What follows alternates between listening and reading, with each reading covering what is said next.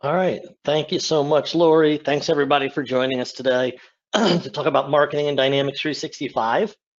Just to be clear, by the way, today's session is the first of, it was going to be two parts. We actually added another in between part on doing better marketing with Dynamics. But today's session is very focused on what you can do with what you can do with marketing if you're using Dynamics 365 for sales. So we're only going to scratch the surface of Dynamics 365 for marketing. And if you're not even sure what the difference is, we'll talk a little bit about that. But we support a lot of clients who are on Dynamics 365 for sales, and they have not yet implemented a marketing automation platform like Dynamics for Marketing or Click Dimensions or something like that. And many of them have been missing for years opportunities to do a lot with marketing, not as much as you can with a full digital platform, but a lot. So that's what we're going to focus on what's available to you if maybe your Dynamics on-prem or maybe your Dynamics in the cloud with sales. What can you do with marketing now? And then a little bit on what are your next steps? What might you do in the future? So that's our big picture agenda for today's session. And again, thanks for joining us. This statistic always blows me away, but then when I look at it, it also rings true.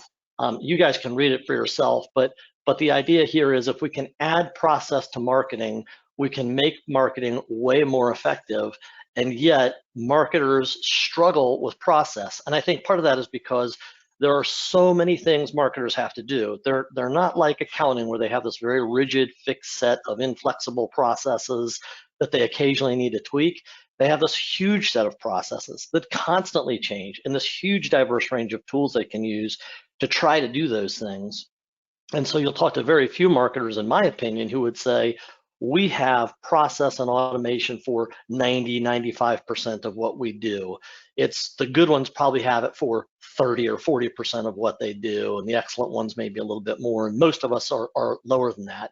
So we're going to chip away at this. You're not going to fill up that 13% and make it 100% by the end of this year. And even if you got close to that, by the end of this year, there's going to be so many more new things emerging, as there always are with marketing, that it's going to push you back into that smaller category. So it's a moving target, but it's a moving target worth pursuing because it makes you so much more effective.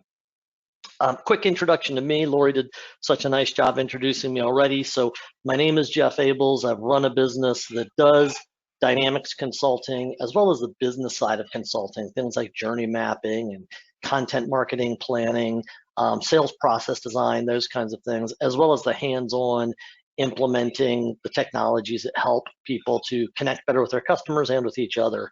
I love it. I geek out on it. I've written a couple of books now on it. I hope to write some more soon. One of my colleagues and I are co-writing a book on sales process right now, actually, and maybe marketing process will be the one that follows that. So that's kind of the geeky business side, the fun personal side, the important side. Here's a little bit about my background. For those of you who I've not met before, who have not heard it, my wife and I are empty nesters. Our two daughters are grown and relatively recently married. We love being empty nesters. We love riding our motorcycle. We have a lot of passions we share. I'm enjoying fine wine is another one of them. We might be making a trip together up to Louisville to do a bourbon trail tour sometime soon. So that'd be exciting. But the most exciting thing is the little guy in the lower right-hand corner, Theodore Evergreen Tramolini. That is our youngest daughter's firstborn and our first grandson, and he just visited us a couple of weeks ago. And we have a ton of fun with that little guy. So actually, before I go on, I want you guys to introduce yourself to me. But what I'm going to ask you to do is introduce yourself to me and to each other. And rather than doing this as a survey, I just want you guys to type something into the chat. So if you just tell us something about yourself. So one easy thing to do is, what is a favorite bucket list item? And maybe it's even modified for you for the next year because of all of our new limitations. So one of my bucket list items was go to Italy, that my wife and I were going to do for our 30th anniversary about a month ago. Obviously that couldn't work out. And so now instead we've modified it to say, hey, maybe let's go tour the Bourbon Trail together in another couple of weeks or maybe a month or so here. So love to hear back from you guys. If you would just, I know there's a small group of you on the phone, just type something into the chat to help all of us get to know each other a little bit better. What is a bucket list thing for you? Maybe you've checked it off already. Maybe it's something you want to do. Just type it in the chat. And Lori, I don't know if those come through for everybody to share, or if they don't, maybe you can just talk through some of them. Yeah, for sure. Well, I'll talk through some of them. I see one we have right now. Go to France. Awesome. Awesome. I agree. I would like to go there with you, Jennifer. Go to Hawaii, not this year, but someday. Isn't that the truth? Attend Wimbledon. Awesome. Cool. Skydive. Lots of trips here. It looks like to Spain. Visit Yellowstone.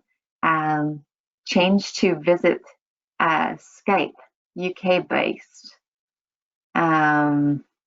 Yes, buy an RV. I have heard that is one of the hot things to do right now, right? Travel around in your RV where you have a little bit more of your personal space. That's a great idea. That sounds great. Let's see. Yeah, lots of great trip ideas. I think we're all longing to get out and about, aren't we? What about you, Lori? What's on your bucket list? Oh, let's see. I didn't even think about myself. Yes, definitely. I have to go. A lot of these places look great. I loved Hawaii, right? To get back to Maui would be high on my list. But I'm in the Minnesota area, so we're enjoying lots of good lakes country time right now. Cool. All right, thank you, everybody. Thanks for sharing that. Just hopefully a little way to humanize some of these webinars. I think we're all going to so many of these things, and anything we can do to connect a little bit on a human level rather than just watching slides is kind of a nice thing.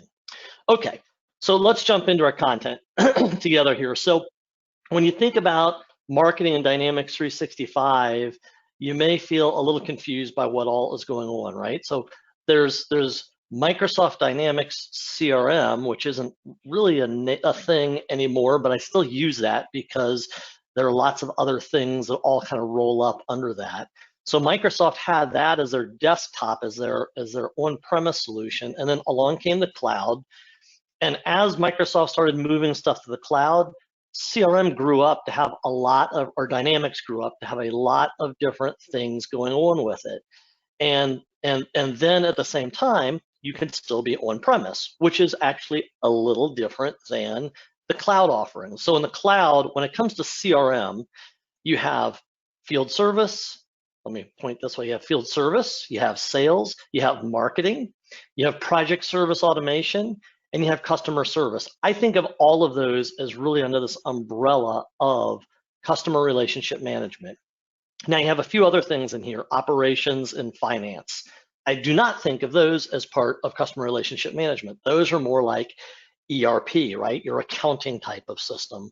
But within that broad umbrella, you can see that, well, we have sales and we have marketing. So can I not do marketing with sales? Well, that's not exactly true. You can do more marketing with marketing, but you can do some marketing within the sales module.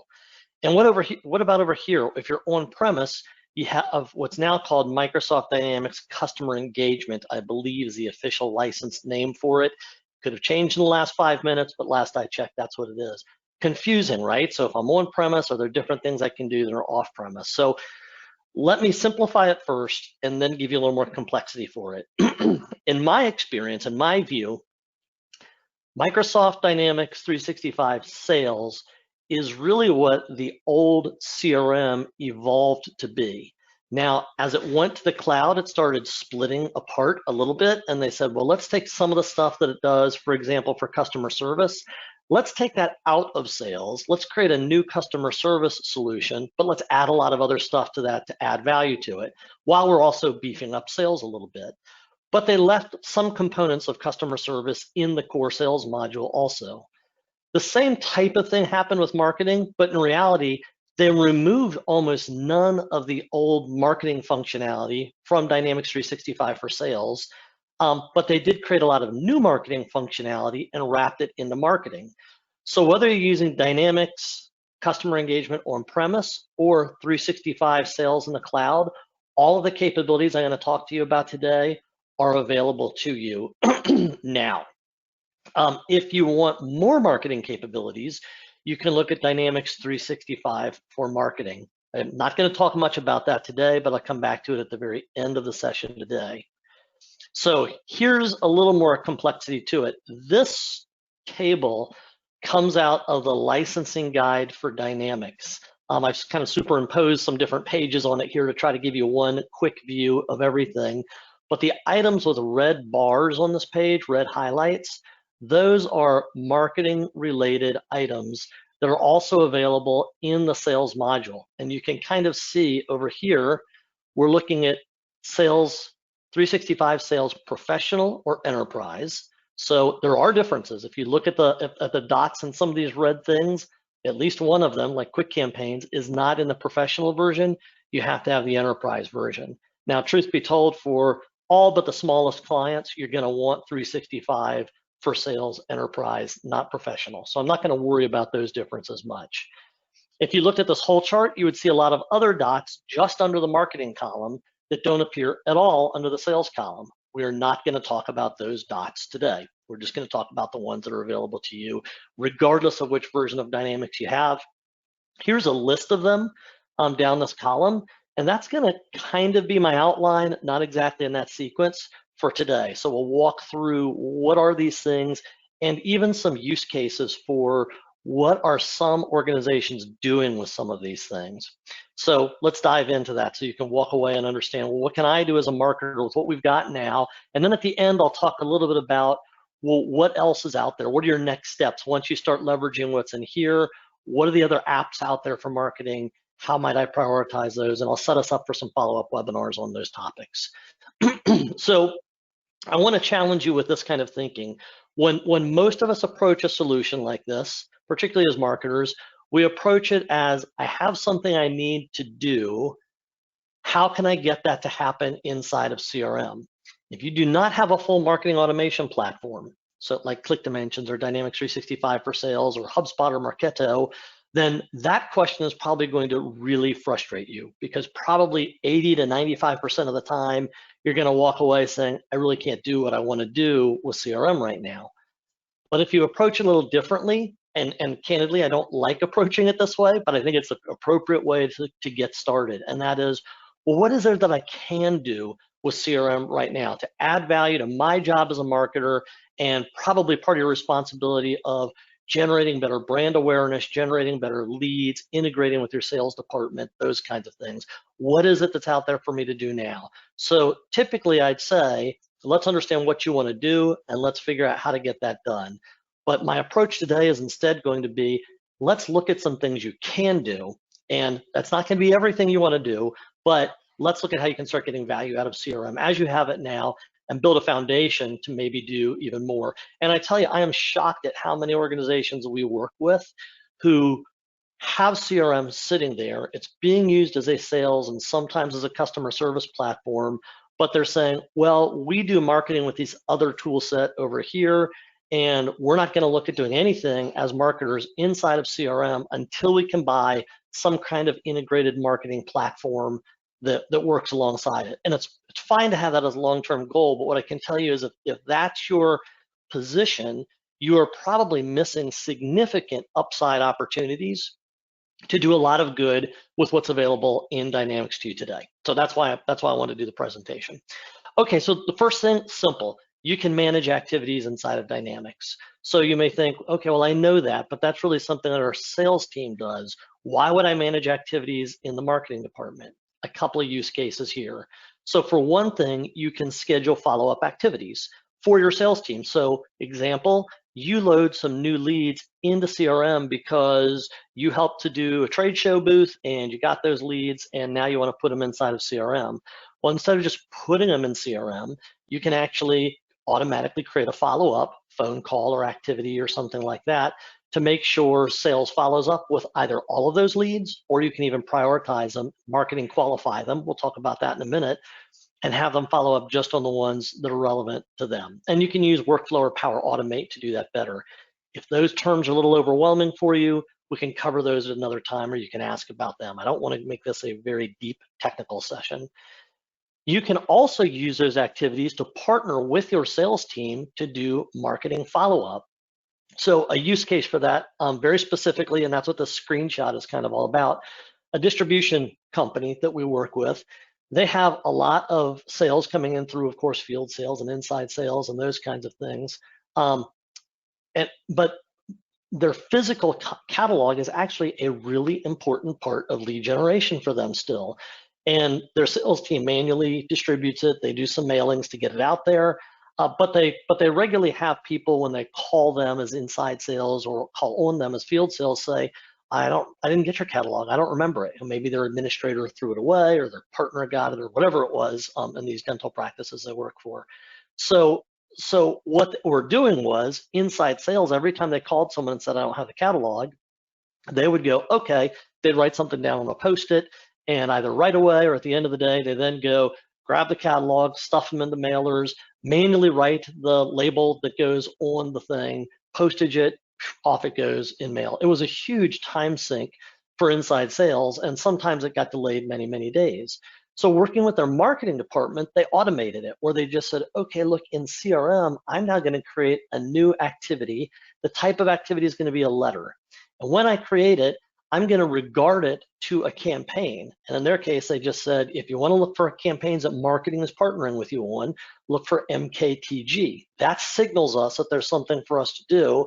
And this campaign is a send catalog campaign. So all the inside sales rep had to do now is to say, hey, Joaquin, I'll be glad to get you a catalog. Let me take care of that. They add that activity. It's already regarded to the right letter, or it's to the right person, and then it's regarded in the campaign. That triggers marketing to look at that daily and say, we'll create catalogs for all of those people, package them up, and send them out on your behalf, much more professionally than the inside sales group was doing, freeing the inside sales group to actually do their jobs and stay on the phones getting that stuff done as much as possible, and also having a succinct process in marketing to pull this off much more effectively and efficiently and a higher level quality than the inside sales team was doing. So there's all sorts of opportunities to do things like that just by getting smart with how you're using the existing out-of-the-box available functionality.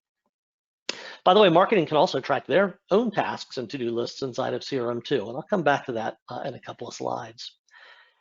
Next up is Forms and Power Automate. So I don't know how many of you are even aware, but if you have Dynamics 365, particularly online, that's a pretty good sign that you're also a Microsoft 365, what used to be known as Office 365 customer, which probably means you have access to something called Microsoft Forms, easily available. Microsoft Forms is just a way to easily create forms and surveys that you can send to people via web. It's electronic, and they can be internally circulated or externally circulated. But you can also combine that easily with Dynamics. So you can actually see this is a Microsoft form right here. It took no technical expertise at all to design this. If you go to forms.microsoft.com and you happen to have a Microsoft 365 account, you'll see it load in less than a minute. You'll be able to create your new form. The cool thing you can do with this form that a lot of clients are doing with these is you can easily embed this form into your existing web page. So if you have a contact us form, and most companies have a contact us form that have not automated marketing, what they do is they have a form, it's part of their website, somebody fills out that form and clicks submit. Behind that submit button, it's essentially emailing that to somebody or some group of people, and it sits there while someone decides what to do. What sales rep makes sense to give this to, or maybe I should work it myself, whatever. Some time goes by, finally it gets sent to the right person. That person then has it sit in their inbox for a while until they work it. And by the way, that person now has to key it into CRM. Well, with a form like this in Microsoft Forms, you can embed it, you can replace your contact us form with it, embed it directly into that same web page, skinned so it looks like your brand. Then you can use what's called a Power Automate. If that's scary, maybe you've used a workflow already. If you've ever done any kind of even a macro in Excel or something like that, you can work with this. And if you can't do that, you've probably got someone in your IT department or your Microsoft partner who can help you through this. But you can see this is a 4-step Power Automate that basically says, okay, that form gets submitted, grab the details off the form, create a new record in Dynamics, a lead record in this case. And by the way, send an email to the person that it's been assigned to, letting them know. So there's a lead that it created, and literally I ran this exact thing and set it up just for this webinar. It just took a few minutes to do it. And then there's the notification email. So now Allie Jameson gets the email in her inbox automatically because a lead was assigned to her. It says, here's this person you should contact. From her phone, she can immediately call that person or send an email to that person. She can also click a link on the email, and open up that record in CRM to see it immediately without having to key anything into the solution. So if you've got Dynamics CRM for sales online, you should almost certainly be able to do this. If you're on premise, might be a little trickier, but it can still be done. Might need a little more technical setup work to make it happen. Next up, lead management. So lead management is kind of one of those gray areas. The question is, whose job, whose role is it to work with leads in Dynamics, right? In some cases, I work with companies who say that's a salesperson's role. For some, it's a marketing role. For some, it's a hybrid inside sales role. And for some, all three might have a hand in it at different times. So can't prescribe for you. You need to work within the context of your own company. But some things that marketing can and should probably be doing with leads are, for one thing, importing new leads into the list. And Dynamics has built-in deduplication available. So when you do those imports, you can use the out-of-the-box import, pretty simple to import a spreadsheet or an Excel or a CSV type of document as new leads. But you can also say, hey, if these email addresses match, do not import them, so you can avoid creating duplicates inside of CRM. Web to lead, we just talked about that in the last slide. Marketing can handle the processes for automatically converting those web leads into CRM leads for faster follow-up.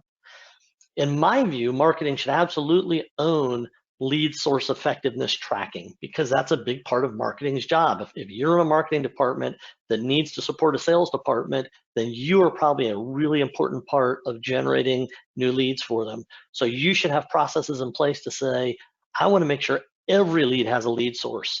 And if it was sourced from a marketing campaign, I want it to have a source campaign as well. So I can pull analytics a bullet further down in their simplest form that looks like that pie chart. So I can easily say, which one of my channels are producing the most leads for me? Now, without much effort, you can easily take that to the next level and say, of the leads I'm generating as marketing, which source actually has the best conversion rate to create opportunities? And by the way, which one of those has the best conversion rate for opportunities that actually become closed won deals? And by the way, of those closed won deals, which sources have the best outcome in terms of the speed of close and the dollar value of the close? You can do every bit of that out of the box with marketing, with Dynamics, without adding any tools to it. What you need is discipline around tracking those lead source and source campaign values and potentially some other things. MQL, if you're not familiar with that acronym, it stands for Marketing Qualified Leads. So in my experience, MQL should be a highly automated process, whereas SQL, the sales' job of sales qualifying leads, that's more of a human interface, human hands-on type of process. What can you do with MQL out of the box with Dynamics 365? Well, every time someone fills in that web to lead form, for example, you can have it create another record called a campaign response. And so you can say, this is marketing qualified because they filled out the contact us form requesting a proposal. That's MQL no matter what. I'm going to automate assigning that to the right salesperson. On the other hand, maybe someone filled out a form to download an ebook from your website, and not all of those are always marketing qualified. So you're looking for someone who checks the box saying, I'd like to be contacted by someone from your organization before it's MQL. Or you want to see that they request 2 or 3 things before you prioritize it. Using Power Automate and some of the field types available in CRM, you can largely automate that process so that now you're not just saying, hey, sales, here's every lead I've ever gotten for you as marketing. Go decide which ones to work.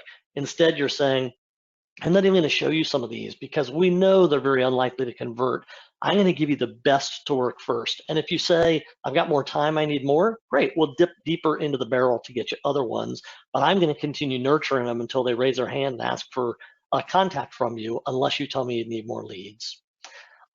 One thing that's important to consider as you get engaged with your CRM project as a marketer are some definitions. One of those being at the bottom of the slide, a definition of what is a lead. That might sound self-evident, but I run into variations on this all the time.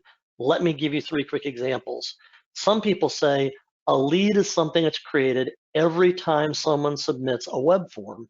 So if someone visits your trade show booth, that's a lead. Someone submits a web form, that's a lead. If someone submits a web form again, that's also a lead. The implication is, if I'm your lead and I'm Jeff Abels, and I've touched you 3 different times through your lead generation efforts, you're going to have 3 distinct separate leads in there. That may not sound like it makes sense, but it's actually an approach that many organizations use, and in the right context, it can make sense. You just need to manage it well. Others would define it as an unqualified prospect, which implies that ideally it's duplicate free. So Jeff Abels fills out 2 web forms and visits your booth, but he's only 1 lead record in CRM. However, within that lead record, I'm tracking all those different sources that created the lead. So I can score Jeff higher over time based on his total interaction history with me. And so I have no confusion with, well, which Jeff Abels lead should I follow up with? There's only 1 to follow up with. It can be tricky to keep duplicates from happening. No one's got it perfect, but you can do a lot with it. Earlier this week, I was consulting with a client who said, we have a group called suspects, and they're not leads. So it was interesting because generally most marketers would say, well, we have leads in CRM just so we don't clutter up the list of qualified prospects and active customers. Those folks are usually called accounts and contacts, with all these unqualified leads, many of which might be completely unqualified. They're completely out of our trade area and we'll never do business with them. They're a type of company or person that we would never choose to work with. They're a competitor trying to get free information from us. So leads is kind of this flexible recycle bin. You can keep all those in until you've figured out who they are and do you want to follow up with them. Well, this organization, a higher education organization in this case, said, we've got something that happens even before a lead. It's a suspect. When someone comes to our website and asks for this really basic level information, we don't even want to create a lead with that. We're going to create a suspect, and those suspects might convert and become leads. So again, all sorts of definitions. CRM is so flexible. The good news is it can support all of them. The bad news is CRM is so flexible. Sometimes you'll just use it out of the box without thinking through those things, and you'll actually be working with 2 or 3 different definitions, and it can be very painful to untangle the knot. So good planning, good definitions up front really help you to do the right thing, and happy to talk to you more about that if you're struggling with what that is, because sales might already be using this. They might be working with 1 definition. You either need to align with that definition or develop a new one and get sales and marketing aligned. If you're out of alignment, you're going to have a mess. I've seen it again and again and again. So exercise some caution as you look at it. Another thing available to you out of the box is sales literature. So there's a whole module, if you want to call it that, in Dynamics called sales literature. And it's a place where you can put your marketing collateral. And that marketing collateral can easily be accessed to, for example, attached to an outgoing email. In this case, I'm showing you a screenshot of Outlook being used to select that. So the Outlook Dynamics integration makes it happen. But you can also send emails directly from within CRM if you want to. So you can put a small library of frequently used collateral together and carefully arrange it by subject, ideally. So you can see in this case, if you've got 50 different pieces of sales collateral that you might use in different cases, if it's a big long list here, users will probably go, I don't know how to look for it in here. But if you organize it by subject, then you can say, okay, it's really 10 different subjects, and each of those subjects has 1 to 5 different pieces of literature associated with each of them. Okay, now if I just pick the right subject, I can much more easily get a drop-down list here that's a smaller set of sales collateral that works well for me. Now, a couple of things to know. It's nice because I can call this up when I'm sending an email to someone within CRM or within Outlook. And I can easily pull it in and say, attach this. I can attach as many items as I want, so I can go find multiple different things. It attaches all of those to it, and it tracks who it sent what to. On the other hand, CRM is a lousy document management system. So another approach that's probably also available to you if you've got Microsoft 365 is to consider using SharePoint or Teams with it. So it's got its own set of pros and cons, but if you've got all of those tools available, take some time to evaluate it so you don't kind of have half of your stuff happening in one area, half in another area. Both have pros and cons. It depends on your business, the complexity of your business, the complexity of creating new sales literature and all of those things that you need to think about. But you've got that. You can easily, if you don't have SharePoint, you can start populating that and then even enforcing some maybe more consistency with the sales literature that's going out to people, at least digitally. Dynamics also has templates out of the box, a number of templates, email and Word templates in particular. So an email template can really work a lot like sales literature, except it is an email template that you can actually put personalization into. So I can make those email templates available to my end users and say, here are frequent things that you often send out. And when I send that out, it can include the client name in there and industry name, whatever you want to have in there to personalize the content of that email so that the recipient says, oh, I just got this email, in this case from Joaquin, my sample user, and it's to me, right? So I've even seen organizations do this really effectively. In fact, it was a number of years ago where I got a piece of PR. You know how some organizations send public press releases out to their list of customers or partners, and I don't even usually look at those, right? It's kind of like, okay, it's not necessarily spam because I know who they are, but I just don't look at it because it's a press release and it's just not worth taking the time. But this one actually came from a person I knew at that organization, and it had a little personalized note at the top of it. Hey, Jeff, just thought you might want to see the latest stuff going on over here at Syncom, which is an awesome organization that we do some partnership stuff with. And I was like, oh, well, since I got it from her, let me look it over. Well, a little while later, I was at a colleague's desk and I'm looking over her shoulder and I see something with the same subject line, but from a different person. And I say, Trisha, open that up. Let's look at that. Exact same email, but personalized to Trisha. So that little bit of personalization made the difference between hitting the delete button and actually engaging with the email. And you can make that happen with email templates. Email templates can also have attachments. So just like sales literature is sort of an attachment only.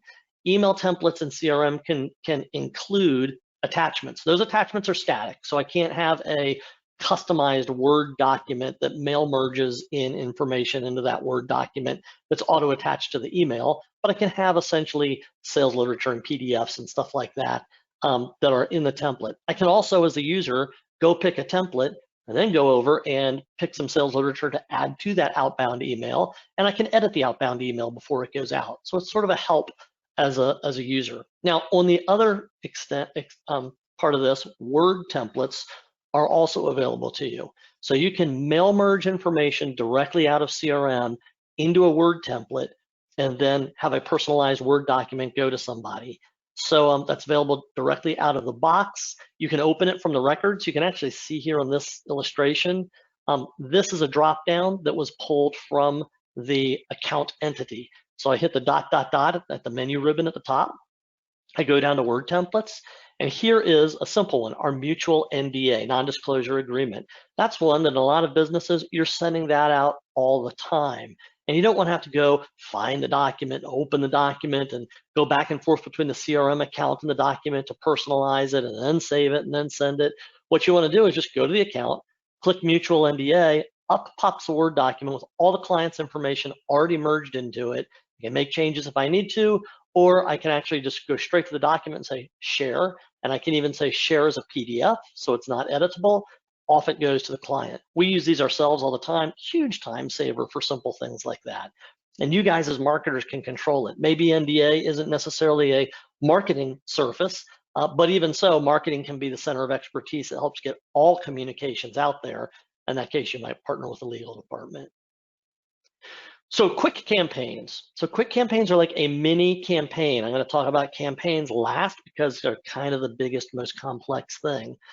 But a quick campaign is a way for you to rapidly roll out some kind of contact to a list of people. That list of people could be contact-based or lead-based. I think it can be account-based too. It kind of uses a wizard. So if you go into, for example, your lead list, and you select 3 leads, and then you go over to the menu and you choose quick campaign, it will say, hey, do you want it to run against these 3 that you've selected? Or do you want it to run against this entire view, all the leads in this advanced finder, this view that you just created? So I could say, just do those 3 if I want to. When I do that, I get this pop-up wizard type of experience that then walks me through the process, and essentially it gives me a lot of these options. I can say, do I want to send an email? And if I do I want to use a template? You can see that I selected email and it gives me the template checkbox. So do I want to not use a template and manually type in the email right now as a part of the campaign? Or do I want to use a template? You already learned about templates. If I use a template, it can do all of the mail merging for me. to create the email. If I don't use a template, I cannot use mail merge codes in this quick campaign. So if you're using these, you're probably using templates. And then I can set a bunch of other things about this. If I use a template, it locks a lot of them down, saying, okay, I'm just going to use a template. You can't change this. I can even say, I want this email to come from the record owner. So now, instead of that email coming from me, the marketer, or some centralized email address, if I want to, I can use it to help build relationships with my sales team. So remember that press release I talked about earlier? I could give each person in my team a template and say, go use the template to share the press release. Or I could do a quick campaign and say, this press release is going to be shared from you to the customer. You might get a reply back from it. Be aware that it's going out. So really cool. Now remember this, when you do quick campaign emails, it is using your email server, probably Microsoft Exchange or something like that. As such, you probably do not want to do gigantic blasts because you do not want to risk your email server getting blacklisted or just bogged down with a lot of email traffic going out. So quick campaign emails, in my opinion, are for small clusters of emails to go out. Now, the other thing you can do with quick campaign emails is I can say, I don't want to send the email. I just want to create the email and leave it open for the user to send. So now I can say, hey, users, each of you have a number of emails queued up in your queue this morning. I want you to go through each one of those, open them. You can delete it if you don't want to send it. You can personalize it a little bit more if you know somebody, or you can just click send. That's going to slow down the flow of them a little bit. Obviously, it's going to be a big task if individual users have a lot of them to go through, but users might like that because it gives them some more control. So that's another thing you can do. But you can also schedule phone calls for people automatically. So you can say, hey, we're going to do a calling campaign. I can automatically assign phone calls to people to follow up with customers. And I can use rules for assigning those and that kind of stuff. There's also the ability to do letters, faxes, and appointments. We don't see quite as many use cases where those make sense, but they are there in quick campaigns for you to use if you want to use those. Marketing lists. So marketing lists are just a way of creating lists of leads, accounts, or contacts. So it does not create new leads, accounts, or contacts. It's kind of like a pointer saying, of those ones you already have, which ones are in this list. So the cool thing is, one person can be in as many lists as you want them to be in, or you can use some functionality to make them exclusive from different lists. So how do you use lists? Well, the obvious usage that most marketers think of first is you can target people for outreach, right? So you can say, here's our email subscriber list, or even different types of subscriber lists. Here's our annual St. Patrick's Day gift. I put that in there because we don't do a Christmas gift. We do a St. Patrick's Day gift on our company. Long story, happy to tell you about it someday. A webinar invitation, whatever it is, a list of people that are going to get an email. Lists integrate with campaigns. I'll talk about those in a minute. So they can stand alone. You do not have to have a campaign to have a list. I'll talk about why you might do that in a minute. But if you have a campaign, you can say, and here are the lists of people that I'm going to engage with during this campaign. And then those can actually be used kind of like quick campaigns to apply activities to the people in the marketing campaign. More on that in a second. But at the bottom of the slide, you can also use lists to just track segmentation type of information. So for example, if someone says, look, we reach out to the golf course industry, and so we get lists sometimes, and we want to know if certain golf course managers are on the list of whatever, Fortune 50 managers. I don't know, making that up. But you can basically track all sorts of lists. So if someone says, hey, you know what, we put in that Inc. 5000 list of people who got the Inc. 5000 award, I want to actually reach out to that group of people. That's great. When you import them, make sure you add them to that list. And now not only do you know about their contact information, you know about what list or lists they appeared on, and you can use that for segmentation, for personalization, for whatever you want to use that for. Okay, marketing campaigns, the big one. I saved this for close to last because a lot of what you've now learned comes back into play now that we're looking at marketing campaigns. So first of all, what is a marketing campaign in Dynamics? To me, it's really a project. It's a marketing project. And you can almost think of a marketing campaign as a miniature project management system for marketers to use to run their projects. You can have multi-level campaigns if you want to. You can have single contact in your campaign. You can have multiple contacts in your campaigns. All sorts of stuff can happen in your campaigns. You can track your to-do list. You can track the revenues and costs for a campaign, and you can track the sequences of communications that happen in a campaign. You can associate your campaigns, as I said before, with marketing lists. You can also associate them with leads and opportunities, because leads and opportunities have something on them called source campaign. So now you can know these leads were sourced because of this campaign. These opportunities were created because of this campaign. So that helps you to track your marketing spend much more accurately. Within marketing campaigns, there's a lot of things you can track. The top 3 things on this list, when I go to my related list on a campaign, planning activities. Think of that as your project plan. So you can essentially say, here are things I'm going to do as a marketer. Now, do you have to use that? No. If you're already managing your to-do list, your task lists, your project lists as a marketing department elsewhere, you can continue to do that there. But this gives you a way to actually track it inside of CRM with some interesting functionality that you may not even be bothering with as a marketing team, such as who are my vendors I'm partnering with in this activity? How much am I spending on them? So you can track all of your spend in one place. Campaign activities, think of those as your outbound contacts. It's a little more going on there just than that, but essentially it's the, what is this campaign going to do? How is it going to interact with and engage with people? And those campaign activities can be things like research that you need to do for a list, but it can also be an email you're going to send, a phone call you're going to make to the marketing lists of people associated with your campaign. And the kind of cool thing with those is, as you add campaign activities to your campaign, you can tell it, I want to apply these activities to all the people in the marketing lists that are associated with this campaign. So if I say, okay, first we're going to send an email, great, associate that email with all of those people. Even if I'm not using CRM to send that email, but I want it to my sales reps to be visible that I sent an email, there are ways to do that to make that visible to them. I want to now have a phone call associated with this person. Oh, by the way, I sent a letter to them, a piece of direct mail. I want that visible in here. This is not sending your direct mail for you, right? You're still going to have a print vendor and all that kind of stuff to get your direct mail taken care of. But you can make it all visible in here so that it's visible to the people who are using CRM. It's trackable to you in marketing, so you can see here are all the touches that took place throughout the journey of this prospect becoming a loyal customer, and what does it take to do that again in the future. And then the last thing on that list is campaign responses. I got a separate slide on that, but the quick overview of that is campaign activities, outbound communications to people.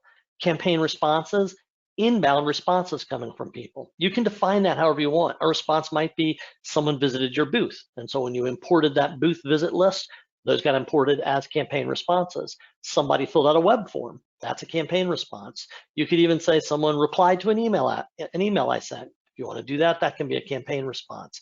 That can be really important because, again, it can help you with tracking. So you can see all the engagement you've had that's led to a one deal.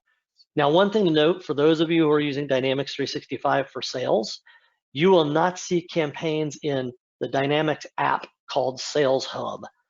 It's still there, and you can go make that visible. Talk to your administrator about that, or you can even get your administrator to probably spin up a whole separate app so that your sales team does not see campaigns, but you as a marketer sees campaigns. So just know that you'll need a little setup time to make that happen. Not much setup time. All right, campaign response is the last thing I want to talk about what you can do out of the box. So again, a campaign response is, in my view, an inbound response from a campaign. And it's actually an activity record. So if you're familiar with Dynamics at all, you probably know that there are different activity types. There's emails, there's appointments, there's phone calls, there's tasks, there's others. One of them that's very rarely used in most organizations is a campaign response. So a campaign response is essentially a way for you to say, this is something that happened and I want to remember it, and maybe I even want to follow up on it. There are a lot of things you can do with campaign responses. They're very flexible, and candidly, it's a little confusing and it can be overwhelming if you're not careful. And I think that's the reason why not many organizations seem to be using campaign responses. They've actually been in CRM forever, since at least version 1.2, I think, is the first time I ever started using CRM. So they've been around, but they've been very underutilized. To me, they're a gold mine of marketing knowledge if you use them right. You do need to decide, is it something that's just going to be a placeholder? Maybe no one ever sees campaign responses except marketing sees them, so they can use them for measuring. So for example, if you're doing an ad campaign in Google and you want to track your Google AdWords, and maybe you've done a good job of setting up the Google Click ID, and you're getting that brought into the lead. But what if someone clicks a link multiple times in Google? What are you going to do to track all of those Google Click IDs to see how it works? Well, either you're going to create a bunch of duplicate leads, or you can create campaign responses every time you get a Google Click ID. Each campaign response can have its individual Google Click ID, and you can track all of those in one place.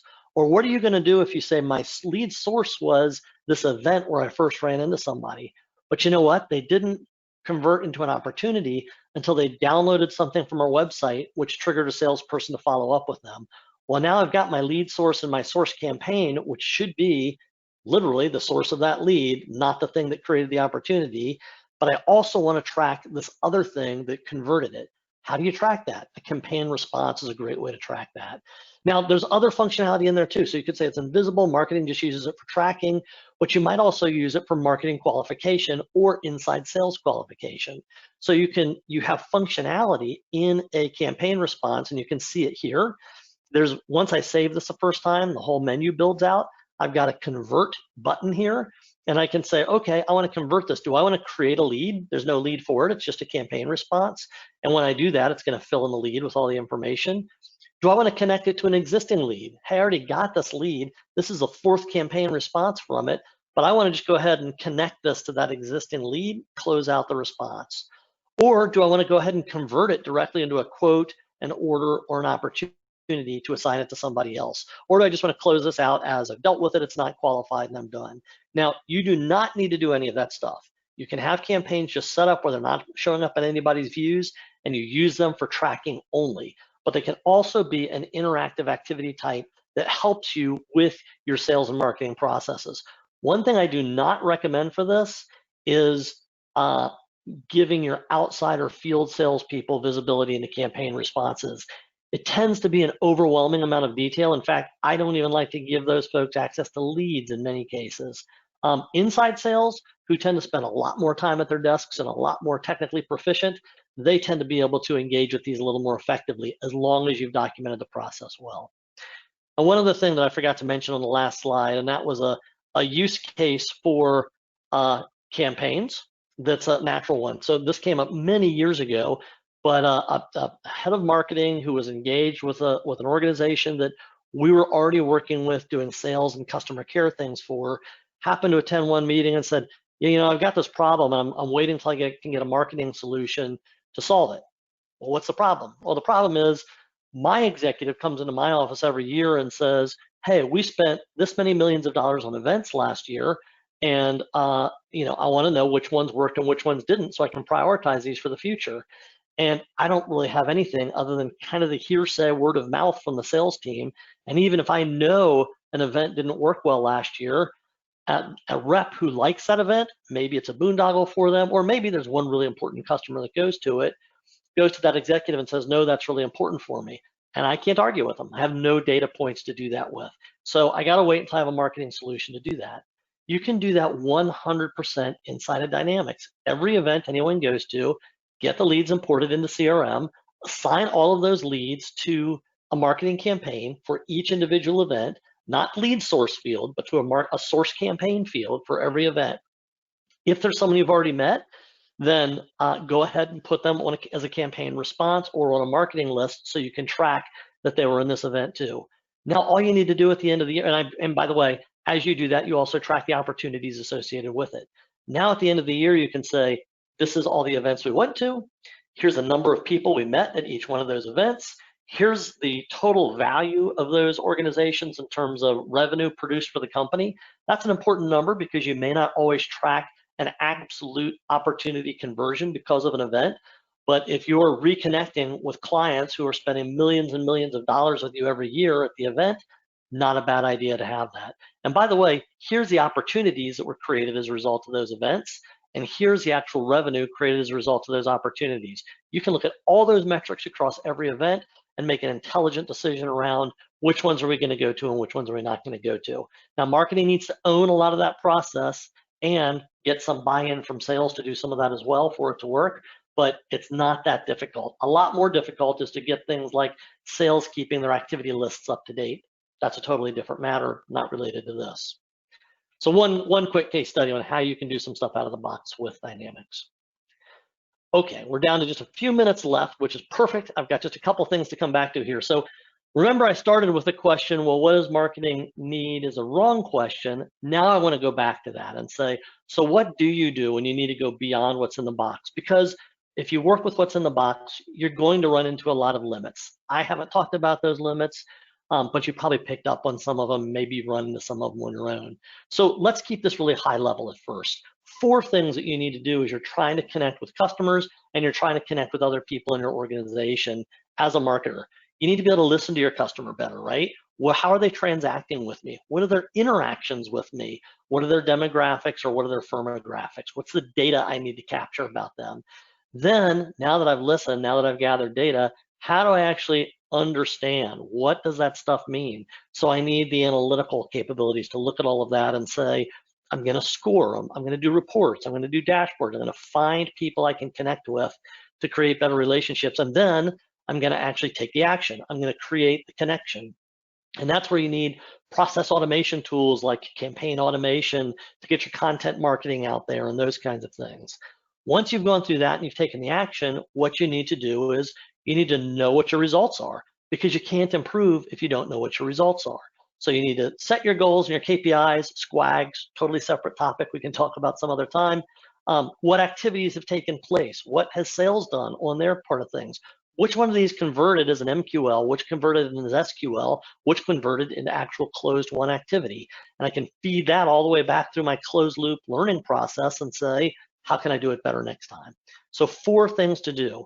Keeping it real simple: listen, understand, connect, and know. That spells luck. So marketers need to be more powered by luck. And if you think about it, luck is really at the heart of every relationship. Your sales team needs to be powered by luck for internal great relationships. And if you're grilling out in the backyard, if you're powered by luck, you're going to have better relationships there too. So that's the simple view. Let's take a look at the more full view. And this is actually an old slide I pulled from a presentation we did maybe 4 or 5 years ago with some research we'd done. This at the time was essentially the categories and subcategories of technology available to marketers. And the bad news is this list is much more complex today than it was when we created this slide a number of years ago. And this is why I referenced at the beginning, marketers have a real struggle understanding all the different things they can try to apply technology to, developing processes for all those things and tracking them. So what I want to do is I want to focus on the upper left corner here, what are called maps or marketing application platforms. And those kind of include a lot of things that are in all these other platforms too. So that's kind of the cornerstone of most marketing. So if we're looking at marketing application platforms that kind of do more or less these 6 things, and we're a Dynamics 365 shop, there are an infinite number of these. There are 5 that I've run into regularly that when it comes to Dynamics 365. So going through that list quickly, there's Dynamics 365 for marketing. That's the solution offered by Microsoft. It's, of all the ones on this list, it's either the newest or the second newest one to be brought to market. And sitting through some demos of it. I've not done an implementation of it yet myself. It still seems quirky. Last time I checked, it didn't work well with leads. You had to convert all those leads into contacts and then do some connecting back to those leads to make it work. And it almost required you to have the approach of having duplicate leads rather than a deduplicated system, if I fully understood it. And candidly, I may not. I'm not an expert in it, but that was my gut level takeaway from it. It seems like it's still mostly an unproven system. Click Dimension's been around for a long time. Click Dimension isn't just integrated with Dynamics. It only works with Dynamics. It's actually built on top of Dynamics as an add-on solution. So that's good. Integration is important. It is quirky. It's not the most powerful solution that there is out there. It's got some quirkiness to it, but We are a certified partner, so I say this with some reluctance, but from some of our clients, we hear they do often struggle with a level of customer support they get from ClickDimensions. On the other hand, I hear the same thing about Microsoft. People who sell licenses often aren't great at providing the customer support. You have a good partner who augments them. They know when to connect you with their customer support to save cost and get you what you need.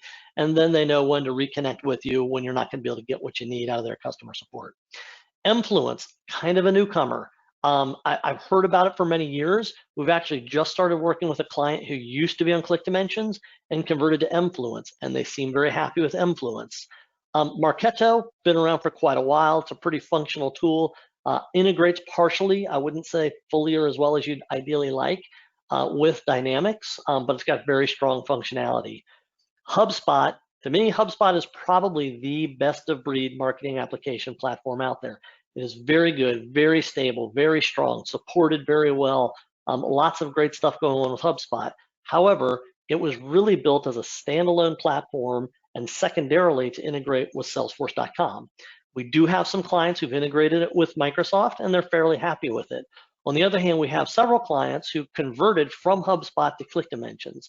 They're frustrated that ClickDimensions is not as functionally strong as HubSpot, but they've also found that they work much more effectively and productively with a fully integrated solution like ClickDimensions than they do with HubSpot. So some decisions to make with those different ones. Are you going to be more integrated? Are you going to be more best of breed? Or are you going to be one vendor focused or somewhere in between?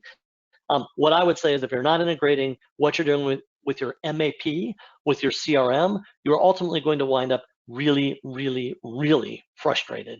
We're consulting with a client right now who's just, their marketing department's probably 20% larger than it needs to be just because of all the logistics they have to handle, keeping their marketing platform integrated with their CRM platform. A couple other things to think about here in terms of add-ons. On the right, I mentioned things like workflows, Power Automate, better reporting. All of those things are part of the Power Platform that's built into Microsoft 365. If you have Microsoft Dynamics for sales, you've got access to this as it relates to Dynamics. If you've also got Microsoft 365 overall for Exchange and stuff like that, you've probably got a little more power in your licensing for that. Lots of automation you can do with those things, lots of improved reporting. There's also a free workflow tool out there by a friend of mine and now fellow MVP, Aiden Kaskela, called Workflow Elements. Does a lot of things. It's a workflow tool. It's not a Power Automate. If you don't know the difference, don't worry. But ultimately, you can search for it and download it if you want to. One of the things it does great that marketers like is if you want email templates that are really sophisticated, meaning I don't just send someone something saying, here's some things I've merged in from your contact record, but I also have merged in the line items for a quote that they can see, or a list of all their open cases that I send to them weekly, or something like that. That Workflow Elements add-on, which is totally free, does that for you. That's one of the things that before there was Power Automate, which is kind of the newer version of Workflow, that was one of the ones we said every single one of our clients needs to have that installed in their environment. It just does some very cool and helpful things around communication for them that CRM does not do well out of the box. There's a huge list of other things like that, but those are the first ones that came to mind. Sorry, we're a bit over time, so I won't elaborate on this. We've got a ton of other sessions coming up. I've had to reschedule the one scheduled for next week, so look for that one to get rescheduled. For those of you who are marketers who want to go deeper and deeper with Dynamics, love to engage with you. In your feedback, if I've not covered something you want to cover, please let me know. I'm always looking for really relevant contact to provide. Some giveaways for you guys here too. If you like the idea of Powered by Luck, I got a book on Amazon. Feel free to grab it. If you'd like to get some free ebooks, we've got one called CPR for CRM, another one called Successful Microsoft Teams Deployment. Just hit me up on email. I'll be glad to get you those. And of course, this is what I do for a living. So if you're looking for someone to come alongside and partner with you, whether it's to do planning or full-scale technology implementation, that's what our organization has been helping people do for about 15 years now. Lori, I apologize, I've gone over time, but I'm here for another minute or two if we need to take questions.